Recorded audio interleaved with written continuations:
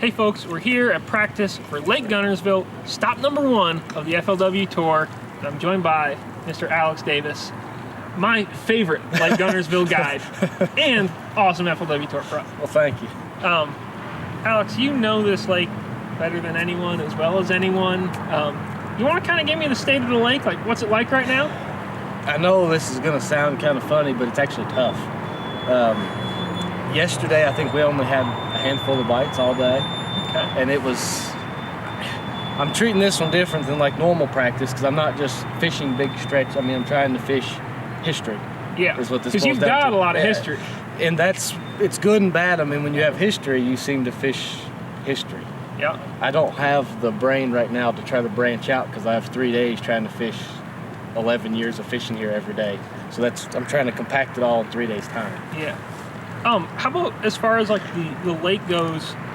I was out there on it today. There's, I would say, a ton of grass, and the water is not really that cold. It's like in the 50s. So do you have any idea what the fish are doing generally right now? Does anyone? I don't think anyone does. There's so much current that, I mean, like you said, you're sitting, the wind's coming from the south today, current's going down the river, and you're actually going, the wind's not pushing you. You're still going You're going with the current. The current's winning. Yes. So that makes it difficult because you can't really cover a lot, and then if you go with the current, then you're covering too much too quick, so you might be missing something. Okay. It's positioning the fish differently, and I think there's a lot of fish doing a lot of different things. I think there's a lot of still fish shallow because the water's 50. Yeah.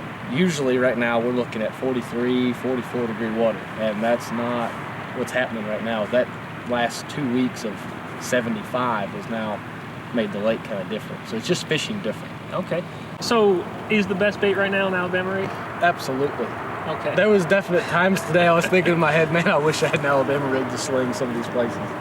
But you can't. But no, it's completely. I even thought, I almost called Bill Taylor and said, can you practice with it just to help find them? Can we get an exemption for this tournament? Can we do something? But I don't think that's going to work. All right. Well, in the past, wintertime on Guntersville, it's a rattle trap boat, right? It's a lipless deal.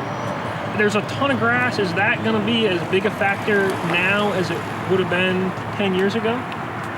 Yes and no. I mean, there's places that before it went off limits, there's like hardly any grass. And then there's places that is still so much. I mean, I don't even know if you could swim a jig through on some of it. It's really? I mean, there was actually, I saw some places that was matted, where it was almost like, well, I wonder if I had a frog in the boat, I might throw it. So it's kind of, it's just different. I don't think that the fishing's, it's not great, but when we think of great Guntersville, we're thinking all the stars lining up, Alabama rig, or some of those tournaments where just everything happens. They're on the ledges just right, or they're spawning, or something like that. They really move, to make it easy. Like if you was here in April, you go in this pocket right here and right behind their shoulder, and you can catch them on a Senko.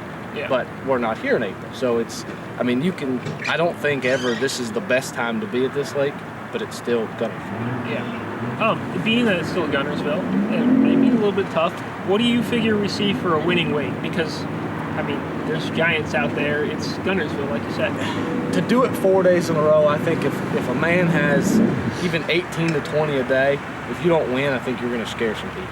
Just because it's not that roll up on a place and have a whole big school of 4 to 5 pounders where you just crush them. That's not really happening. You're actually having to fish really hard for what we have. Okay. And to do it, like I said, 4 days in a row.